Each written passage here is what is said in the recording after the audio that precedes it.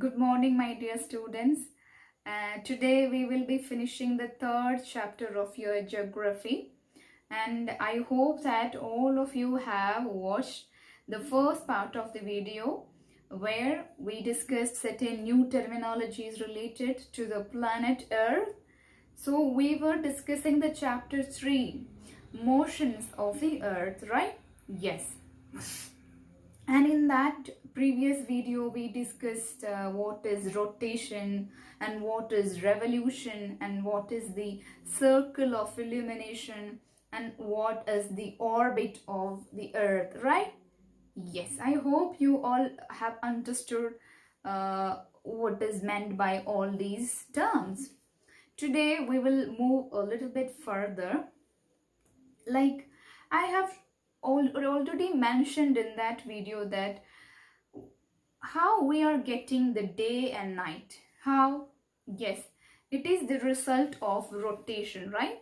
The earth is rotating on its own axis, right?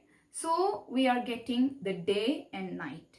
So what about the seasons that we are enjoying? In a year we have got some 3 to 4 seasons, right? Yes. How we are getting these seasons, do you know? Yes, I have already mentioned in the previous video that it is the result of revolution, right? Yes, this Earth, the planet Earth is revolving around the sun. So we are getting seasons. And while it is revolving around the sun, simultaneously, or we can say at the same time, the earth is rotating on its own axis, right? The earth is rotating on its own axis, same time it is revolving around the sun. Okay, so in order to rotate on its own axis, the earth will take how many hours? Yes, it will take 24 hours to complete one rotation. So that 24 hours we are taking as one day, right? Yes, it is one day. To complete one rotation on its own axis, it will take one day. So what about to revolve around the sun? To revolve around the sun, how many days or how many hours our planet Earth will take? Do you know that? Yes, our planet Earth, in order to revolve around the sun, it will take 365 days, 6 hours. Okay, 365 days and 6 hours. So that means an year. So we are taking it as an year. So in 1 year, how many days are there? 365 days. I hope all of you know it very well, right? Yes, and we have got 12 months, right? Yes. I hope you know every month, right? Yes, all of you know very well. So we have got 12 months, and if we add all the days in the 12 months, we'll get 365 days. That means in order to revolve around the sun, the planet Earth will take how many days? 365 days. Okay. So what about that rest 6 hours? In order to make one day, how many hours do we need? In order to make one day, how many hours do we need? Yes, we need 24 hours. But here we have got 6 hours, right? So what these people did, you know? Yes, they have added this 6 hours together. So my dear children, look at this board. I'll make you understand better. It will take 24 hours to complete one rotation, right? That means one day. So in order to complete one revolution, it will take 365 days and 6 hours. So that means 1 year. So we know in 1 year there will be 365 days and 6 hours. So it is very difficult to calculate this 6 hours, right? So what the scientist or what we did, in 1 year we will get 6 hours extra, right? So we will keep that 6 hours aside. And in the second year, we will get 6 hours extra.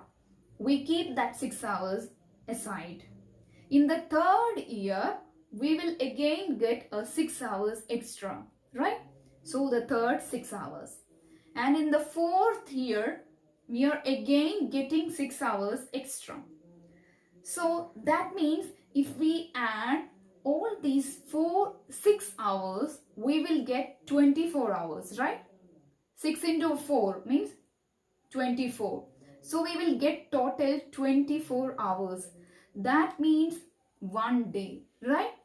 So every 4 years, what we do, we will add 1 day to 365 days. So what we will get? We will get 366 days. Okay. When we add 1 day, we will get 366 days. Okay. So where we will add this extra day, it will be added in the month of February. And we all know that in February there are 28 days. So we will add this extra day to the month of February. Then it will become 29 days. But it will happen only once in 4 years. Okay, it will happen once in 4 years. How? In every 1 year we are getting 6 hours extra. So that 6 hours we are adding together. So in 4 years we are getting a day extra. That means 24 hours. So that day we will add to the 4th year. So we will get 366 days in the 4th year. Okay. So I hope you understood it very well. We will call this year as leap year. What we call? Leap year. Okay. We call this day as leap year. Leap year happens once in every 4 years. Okay. I have taught you one more thing, that the planet Earth is revolving around the sun and the path of the Earth is called orbit. We can call it as elliptical orbit. What is that? Elliptical orbit. Okay. And how many seasons do we have? We have got 4 seasons, right? Summer, then winter, and spring and autumn. We have got 4 seasons. So seasons are a result of revolution, as I said. So let's see how we are getting these 4 seasons. You can see, look at this picture. You can see the earth is revolving around the sun, and you look at this very carefully. You can see on the 21st of June, it is summer there, right? How? Yes, in 21st June, the northern hemisphere is tilted towards the sun. Isn't it? Yes, this earth is tilted towards the sun. Which side? North side, right? And the sunlight is directly falling on the Tropic of Cancer. Where is Tropic of Cancer? Yes, I hope you know. Oh, you know very well. Okay. And the Tropic of Cancer. And as a result, what's happening? These areas receive more heat, right? They will receive more heat, and the areas near the poles receive less heat, right?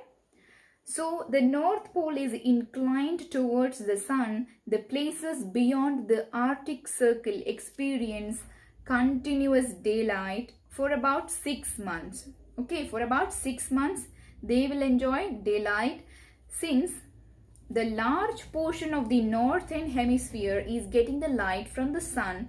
It is summer in the region north of the equator. So they'll get the longest day and the shortest night at these places occur on the 21st June. At this time in the southern hemisphere, look at the southern hemisphere. Yes, in the southern hemisphere, all these conditions are reversed. It is winter season there, right? Yes, it is winter season there. The nights are longer than the days there, right? This position of the earth is called what? Summer solstice. Okay, summer solstice. And look at this on 22nd of December. What's happening there? Yes, the Tropic of Capricorn is receiving the direct sunlight, right? So there they will be having summer, right? The sun, as the south pole is tilted towards it, as the sun rays fall vertically on the Tropic of Capricorn. So the large portion of the southern hemisphere gets what? Light.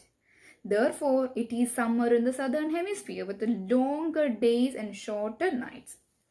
The reverse happens in the northern hemisphere. This position of the earth is called winter solstice. Okay, winter solstice.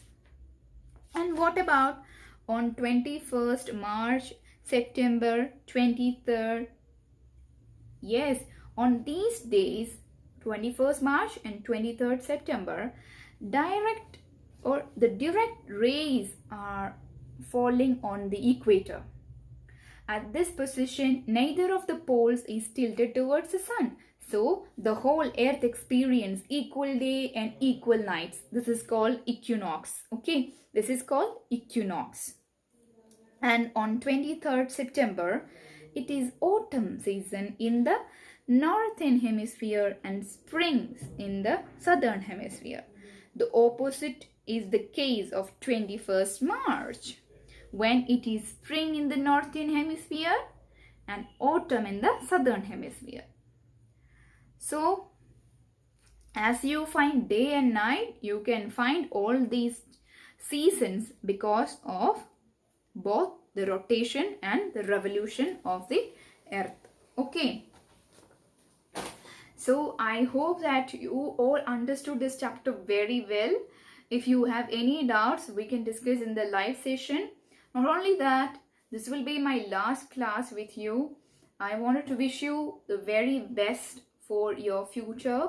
All of you must study very well and all of you must score well. And all of you should keep yourself safe. Okay. So all the very best, my dear loving children, and take care.